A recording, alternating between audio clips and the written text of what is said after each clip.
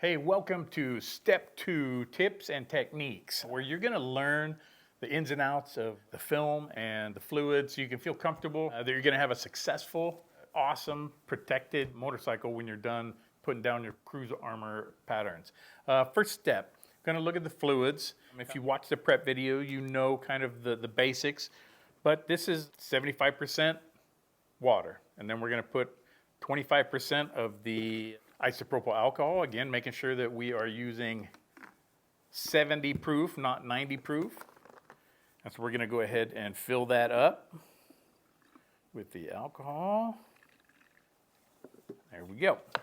We're going to do some spraying kind of to show you what a correct mix should look like. But we're going to go ahead and mix the slip solution second, which you know also this is water, just straight water, but you want to use either filtered distilled water if your tap water is not good.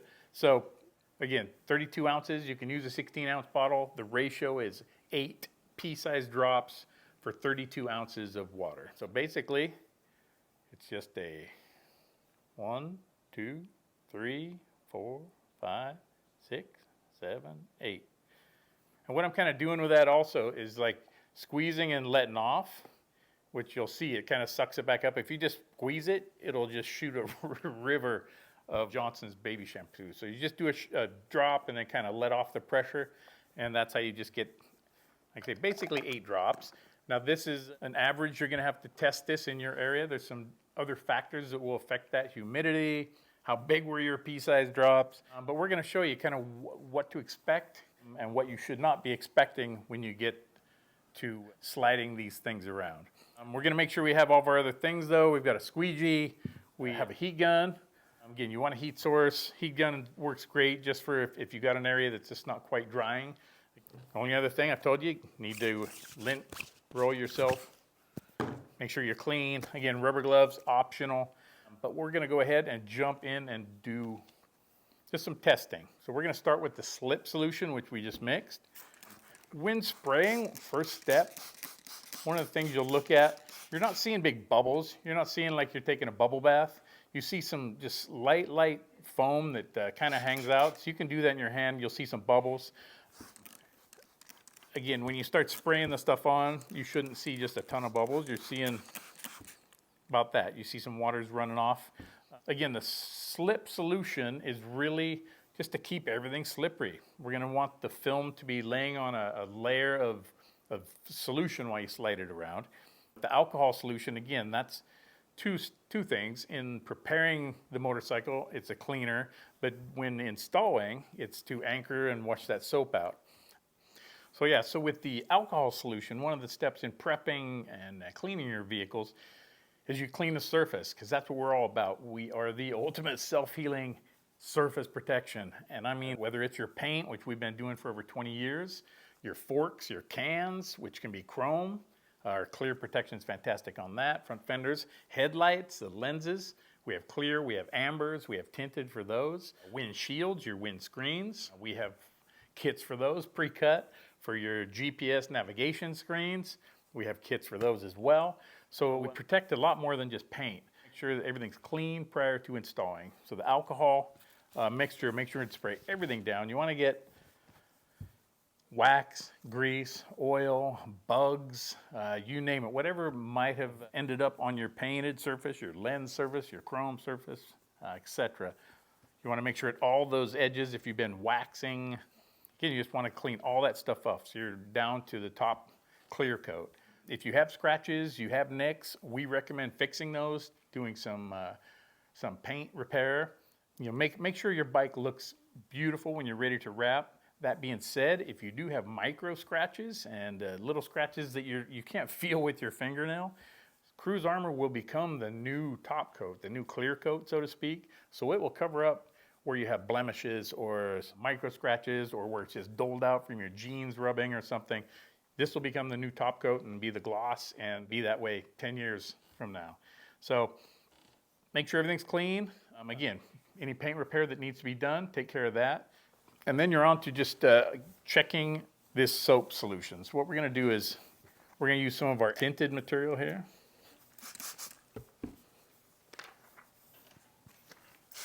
So as you can see, it's sliding. It's kind of sticking a little, so this is a good test. So you want to make sure this stuff slides around good so that you can move it. So where this is kind of sticking, so what you want to do, again, is add more soap to your soap solution. So we're just going to add one more drop. So basically, yeah, so it moves around. That way you can move the kit, slide the kit, find where you want it to go. And then when you use the squeegee, and I'm just doing a kind of a light stroke, the first one, and what you're doing is pushing out that fluid, that wave of soapy water. So if you did happen to get some dust in there, when you squeegee that out, you're hoping that that wave just pushes out any dust. And you'll look at it afterwards and see if it's clean, which this is fantastic. And this thing should not be moving now. We're going to go ahead and let me show you what this piece is here. This is a side cover on a custom stretch street glide that we are actually wrapping the entire bike, but there's some piece down here next to the foot peg. So we're going to install that pattern, and it gives you a good little demonstration on how to lay down a bridge where you have material that's kind of bridging over a gap. Typically that's on a fairing kit. You'll have that. Some fuel kits may have a little gap. I'm on saddlebag front lowers. There's a real small one. So here's the little pattern. Just peeling that off. Again, we've cleaned everything with alcohol. We've washed everything. Now we're using the slip solution. Wetter the better. I'm telling you. I mean, just keep everything wet. You can even, I mean, literally spray in there, knock down any dust. You just don't want any dust, any fuzz, any dog hairs, anything floating around. And we can squeegee out some of this fluid. Starting in the middle here. So everything squeegees down really nicely. Like I say, it slid around while we needed it to slide around, but now it's stuck in place, okay? And as long as you keep the top surface good and wet, you know, you can really apply some pressure. And when I really applied some hard pressure, it slid a little. So that's okay. We typically, you wouldn't be doing that unless you're anchoring. So this is a good time to show what the alcohol does. So anytime you have the alcohol, when you spray that in here, you're washing out the soap, allowing the adhesive that's on the back of the film to just really bite. So now down here, this piece is stuck, okay? Now if we need to lift it, we can. So it's not stuck in that manner, but now I'm gonna go ahead and just look, make sure we're at the right level here. Yeah, so this piece now is gonna roll over this edge, which, you know, it keeps wanting to pop up, okay? So the soap will not allow it to do that, and the fluid, so it just keeps wanting to soak back up underneath and just seep back in there, so it doesn't want to lay down here. I can even do it with the whole squeegee. It'll lay down and it looks good,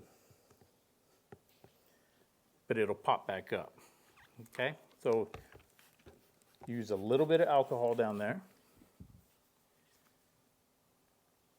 and use your hand to kind of help guide it. You're not squeegeeing with this hand, but you're just help guiding it along. And that alcohol, again, allowed the adhesive on the back to go ahead and tack down in there where it wanted to lift up. If you have anything, any little fingers, we're going to talk about fingers, which is one of the problems that you'll face, or the challenges. It's just one of the little steps, but you need to know how to deal with those. But these type of pieces, very good. You want to use your towel whenever you're wiping, kind of using it as you would a squeegee. So you don't want to push up against the wrong side. If you have something, I see there's just a little dust back here, you can use, you know, point or your finger, keep it wet. I'm going to actually use the soap for a second here.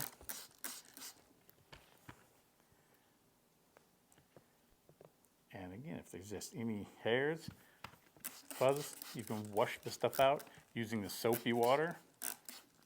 You can even use kind of the edge of the squeegee if you need to, and then squeegee it out the same direction as the edge.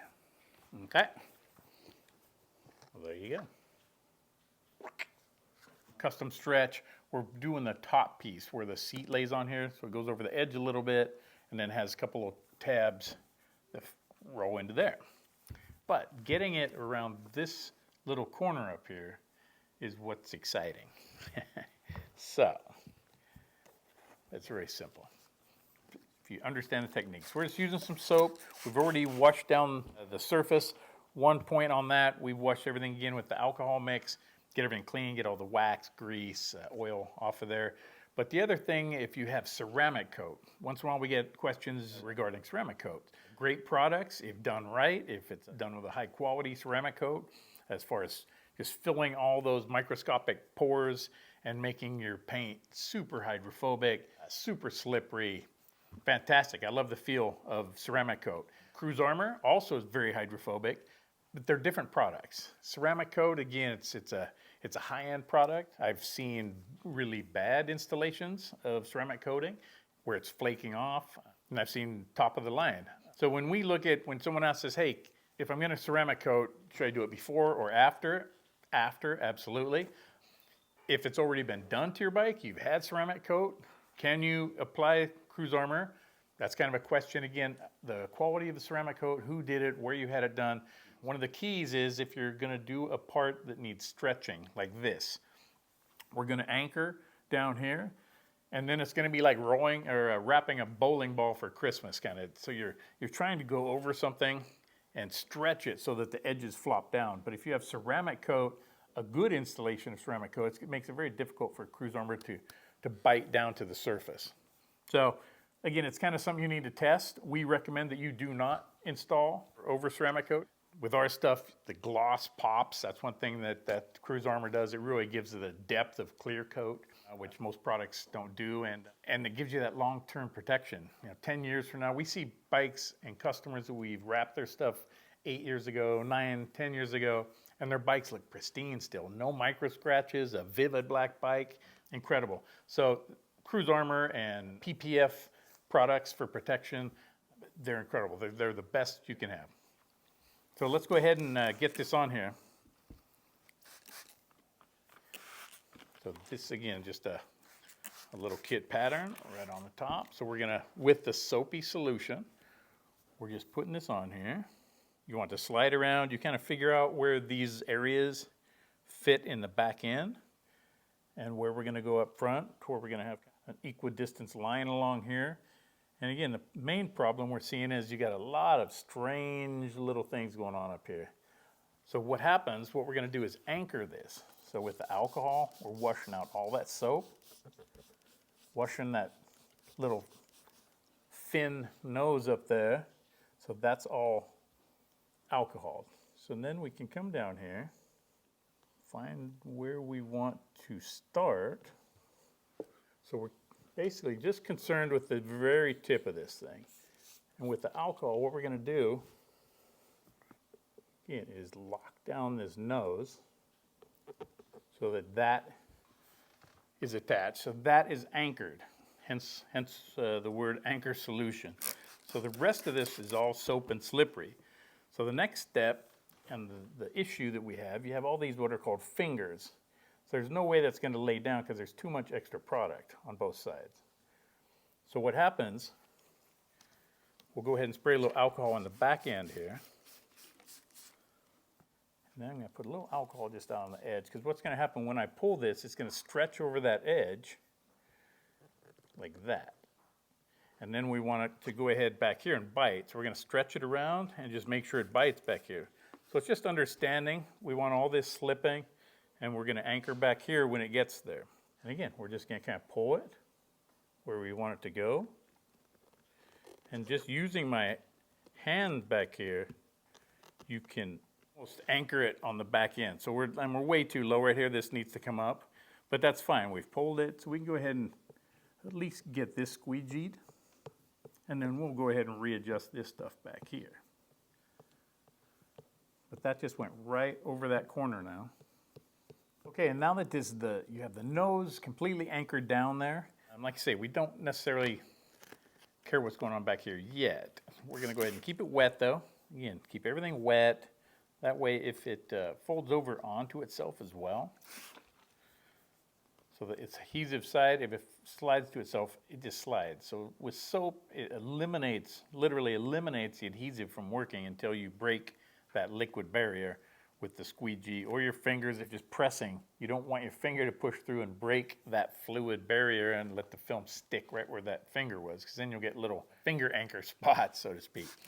So we're anchored up front. Fantastic.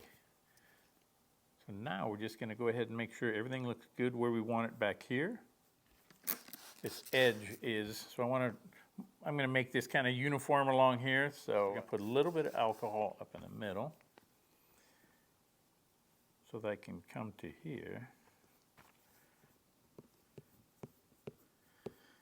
And we're starting where we know everything's been squeegeed. You don't want to start up here and miss a spot.